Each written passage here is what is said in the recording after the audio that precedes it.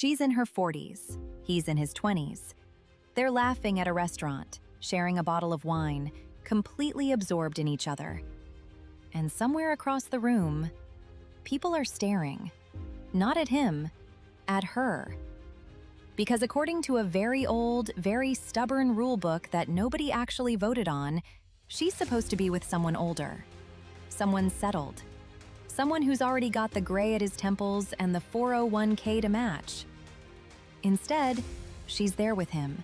Younger, energetic, maybe a little oblivious to what the room is thinking. And the room has a word for her. We've all heard the word, and we're going to talk about it today. But here's what I want you to know before we start. That word didn't come from science. It didn't come from history. It didn't come from women themselves. It came from a bar in Canada in the 1980s, and it was meant to be an insult. It's a label, a punchline, and a double standard, all hidden in plain sight. In this video, we're unpacking the entire story of the cougar phenomenon, where the term came from, why it exists at all, and what happens when we look at older woman, younger man relationships through science, through history, through Hollywood, and through the real stories of the couples who lived them. Because this is one of those topics where almost everything you think you know is more complicated than it looks. Forget the stereotypes. It's time for the real story. So, let's start at the very beginning. What are we actually talking about? The cougar phenomenon, or cougar dynamic as some researchers call it, refers to a romantic or sexual relationship where the woman is significantly older than the man. We're typically talking about an age gap of at least 10 years. And usually we're talking about a woman in her late 30s to 50s with a partner in his 20s or early 30s. Now, on the surface, that sounds pretty unremarkable. Age gap relationships have existed forever. You have probably never blinked at a 60-year-old man with a 35-year-old wife. Nobody wrote a TV show about that. But flip the script, put the woman on top of that age gap, and suddenly there are think pieces. There are nicknames. There is a taxonomy. In the US, women who date significantly younger men make up roughly 8 to 10% of age gap relationships. Globally, the average age gap in heterosexual couples is 4.2 years in the man's favor. In North America, it's closer to 2.2 years. So, statistically, an older woman with a younger man is genuinely unusual. Not immoral, not pathological, just unusual. And we, as a culture, do not handle unusual things quietly. The word cougar, as a label for an older woman who dates younger men, most likely originated in Canada. Specifically, Vancouver, or somewhere in the broader Pacific Northwest, sometime in the late 1980s or early 1990s. And the context was bar culture. The story goes that this was slang used by younger men, and sometimes by bar staff, to describe older women who would show up to clubs late in the evening and leave with significantly younger men. The implication being predator, stalking, hunting. The mountain lion metaphor wasn't chosen because it's majestic. It was chosen because it's a hunter. And framing an older woman as a hunter of young men was the joke. It started as mockery, barstool gossip that turned into a cultural shorthand. By 1999, it had already made its way onto early internet dating sites. By the mid-2000s, it was in American newspapers. The New York Post was writing about cougar hunting at New York City nightclubs by 2006, framing it as a spectator sport, essentially. And here's where it gets interesting. The word never quite died. Instead, it got complicated. Some women started reclaiming it, wearing it as a badge of sexual confidence. TV networks realized it was bankable, and the label went from barroom punchline to pop culture fixture. But it never fully lost that original edge.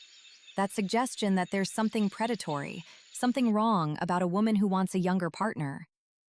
Compare that to what we call men who date younger women. Actually, do we call them anything? Do we have a slang term that implies they're dangerous? Not really. Sugar daddy is transactional but not threatening. Silver fox is practically a compliment. That asymmetry tells you a lot about where this word came from and what it was designed to do. Here's the thing, though. The word is new. The dynamic is not.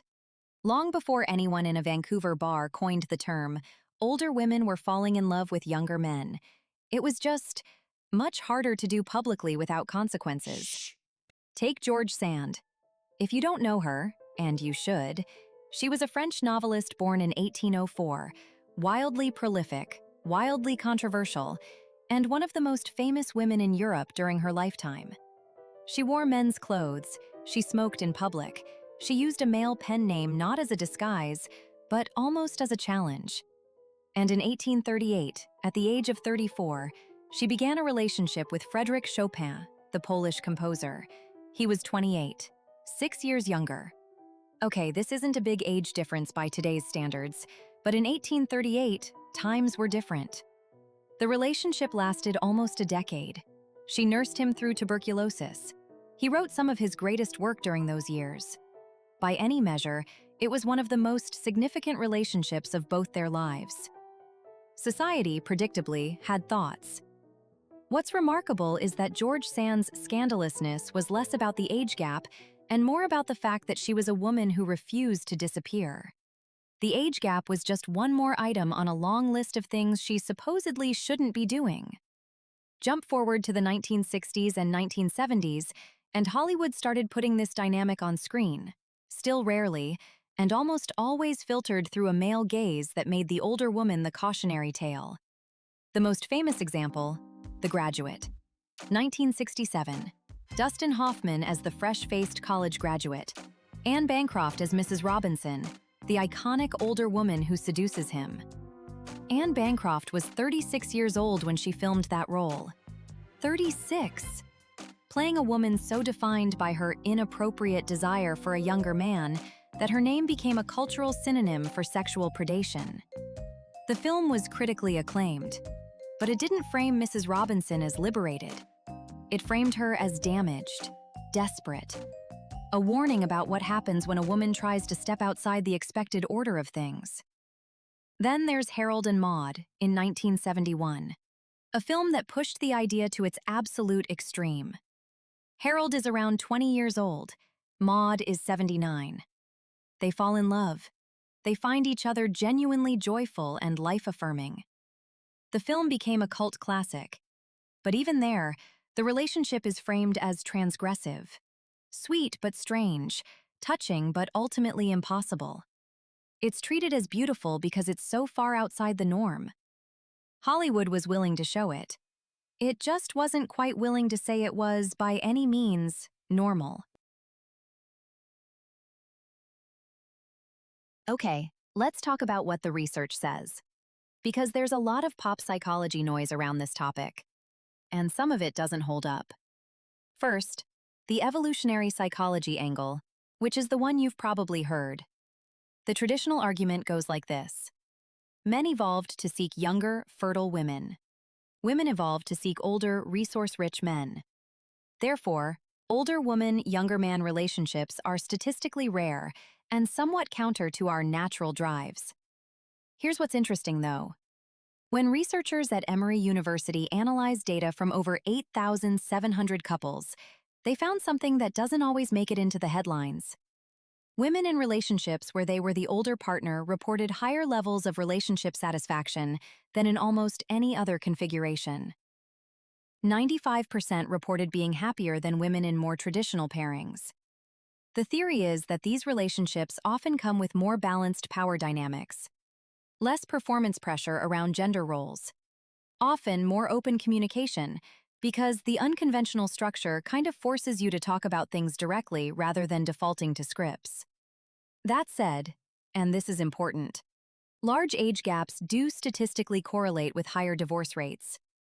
An age gap of over 10 years increases the likelihood of separation by somewhere between 39 and 95%, depending on the study, regardless of which partner is older. So it's not a simple story. These relationships can be deeply satisfying, and they can also be structurally precarious. Both things are true. Interestingly, evolutionary psychologists have pointed out that the cougar phenomenon, as a mass behavioral pattern, may be somewhat overstated. In terms of what women prefer when asked, women across most studies report preferring partners who are close to their own age or slightly older. Older women pursuing significantly younger men remains statistically rare, even when it's culturally visible, which means the visibility is doing a lot of work. A few high-profile couples, in Hollywood, in politics, can create the impression of a trend that the actual numbers don't fully support. What has changed is social permission. Women today are more financially independent. They're having children later, if at all. They're living longer, staying professionally active longer, and, crucially, they have access to online dating, which reshapes who even gets the chance to meet. The percentage of U.S. marriages where the woman is the older partner rose from about 6.4% in the 1980s to roughly 8 to 10% by the 2020s. That's real growth. But it's incremental, not revolutionary.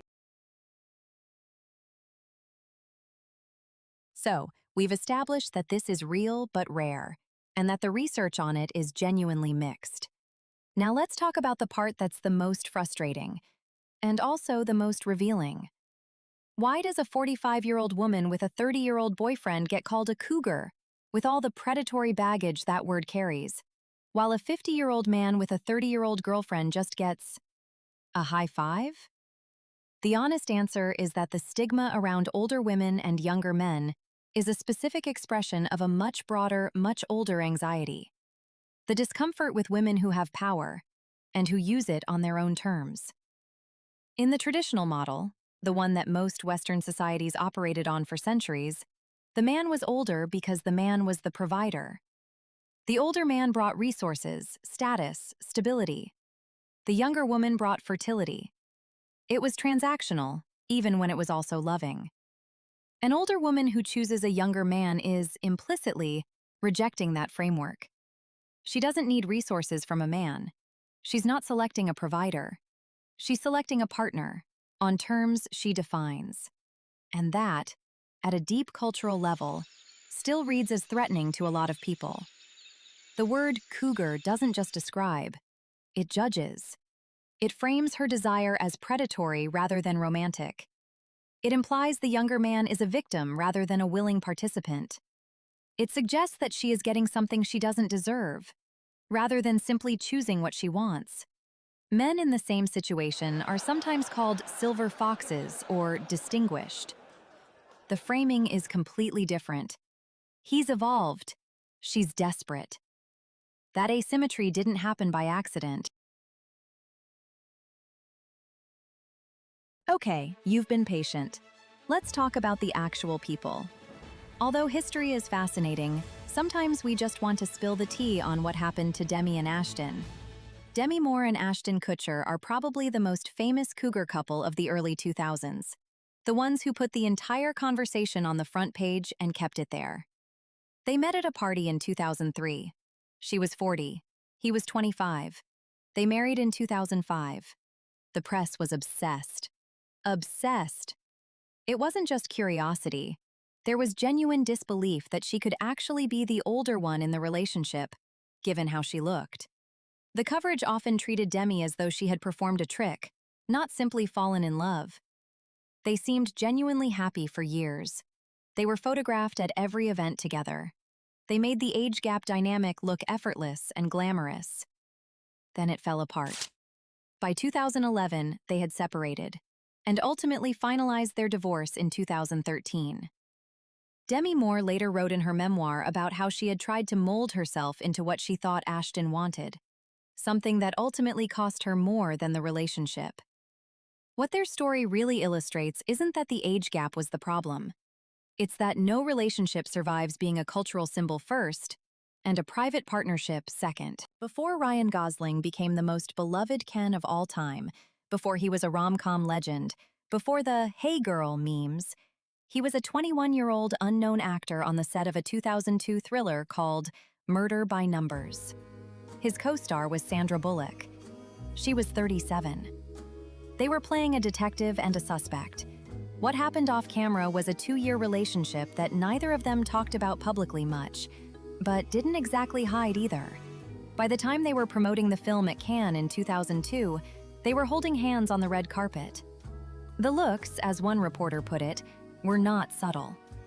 And the criticism came almost immediately. Sandra Bullock, to her enormous credit, did not stay quiet about it. She was, by her own words, incensed.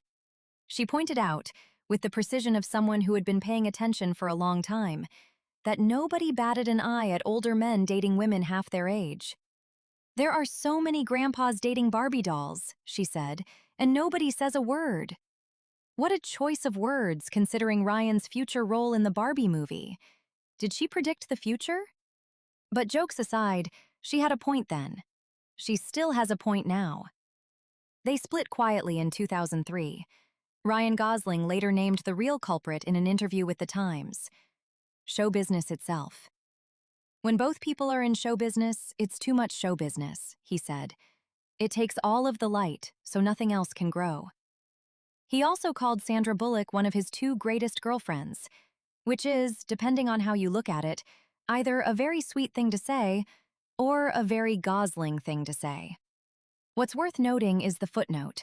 After Sandra, Gosling went on to have a long-term relationship with Eva Mendes, who is 7 years older than him. The man has a type. And his type, it turns out, is a woman who knows exactly who she is. Sam Taylor Johnson was an established film director when she cast 19-year-old Erin Johnson in her 2009 film, Nowhere Boy, a biopic about the teenage John Lennon. They fell in love during filming. She was 42. He was 19. The reaction was, as you might imagine, substantial.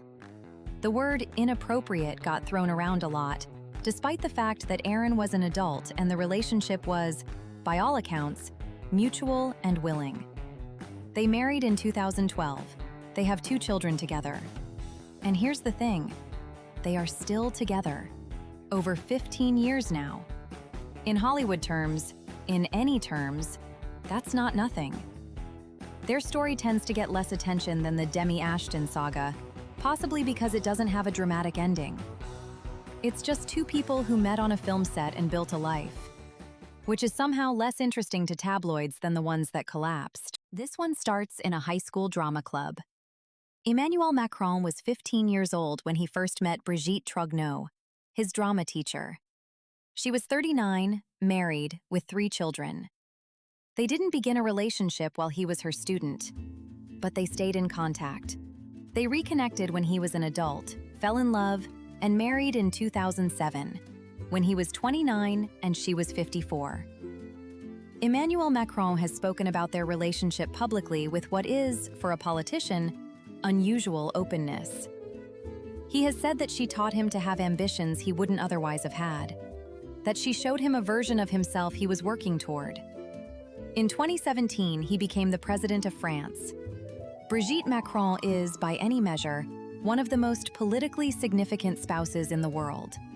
And the French public, while initially surprised by the dynamic, has largely accepted the relationship with a kind of Gallic pragmatism that the rest of the world might benefit from adopting.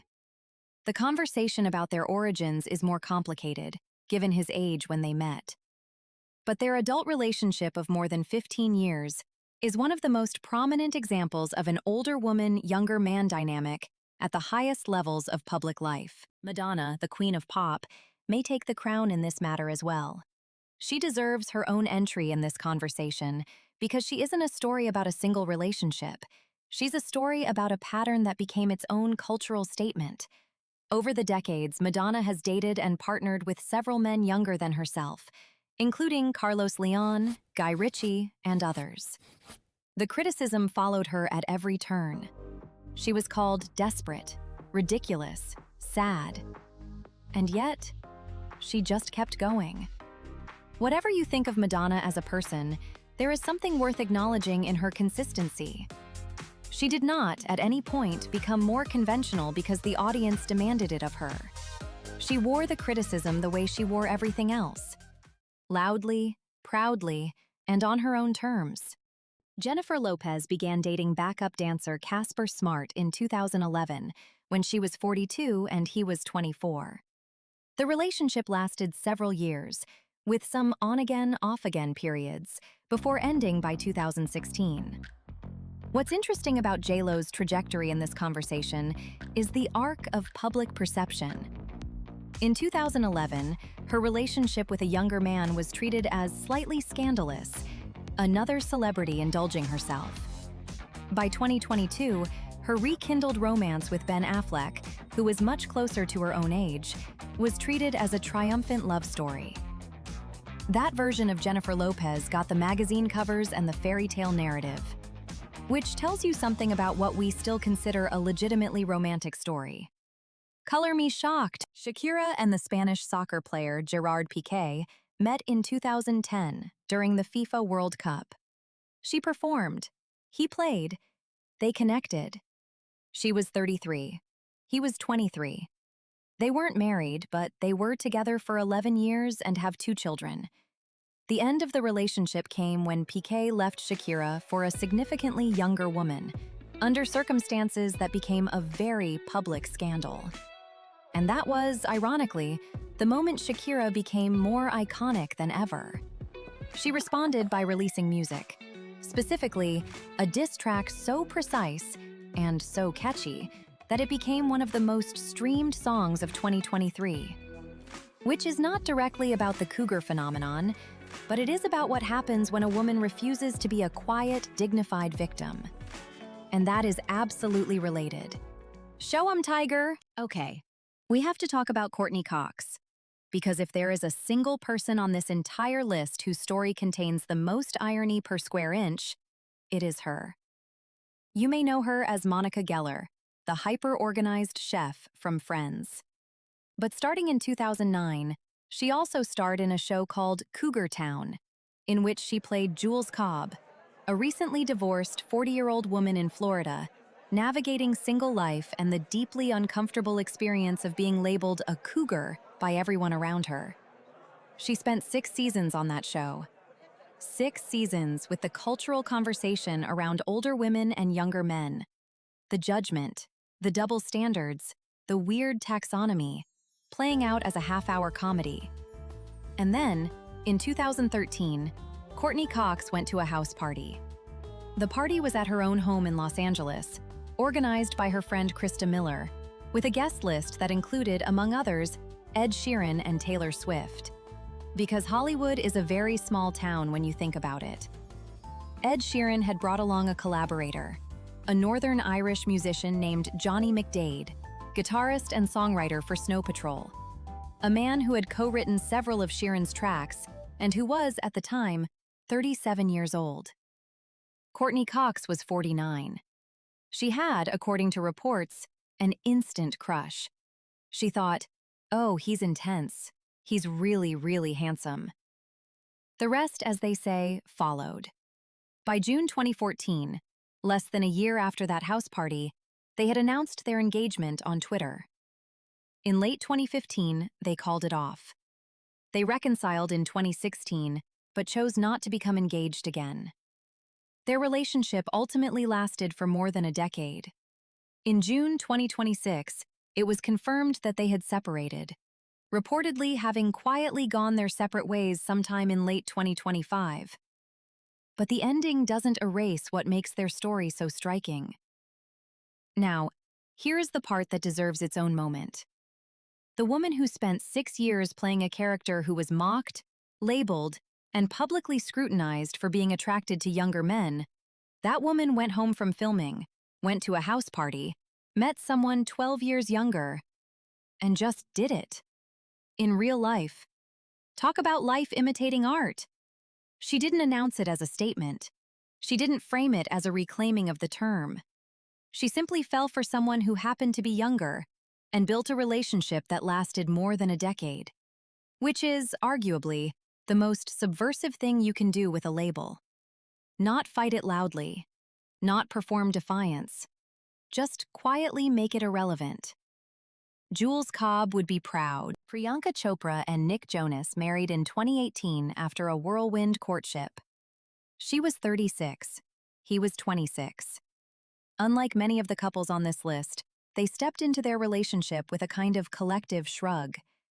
The age gap was noted, but it wasn't treated as the story's central drama. Some observers attributed this to the fact that both are powerful, successful people in their own right.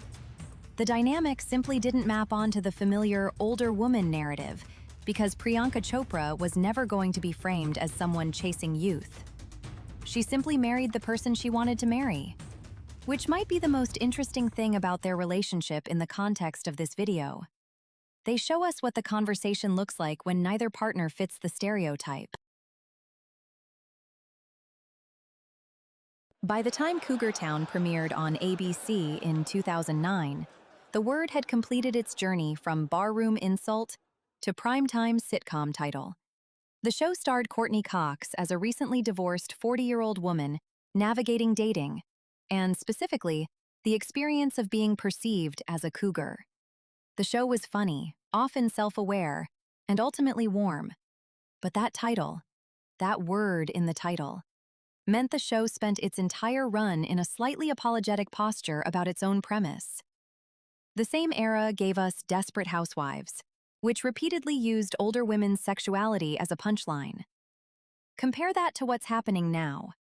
Films like The Idea of You, a 2024 Amazon Prime release starring Anne Hathaway as a 40-year-old woman who falls for a 24-year-old pop star, were received not as camp or satire, but as genuine romantic drama. People related to it. The older woman narrative was treated as worthy of emotional investment, not just laughs. Baby Girl, starring Nicole Kidman and released in 2024, pushed into similar territory. And it wasn't even Nicole Kidman's first rodeo. In the 2017 HBO series Big Little Lies, Kidman's character Celeste Wright is older than her husband, played by Alexander Skarsgård. But the age difference is never brought up in the plot. It isn't underlined, but it isn't hidden either. The viewer is left to decide whether to pay attention to it at all. Is this a revolution? Not quite. But it is a shift. The older woman is slowly being allowed to become the protagonist of her own love story.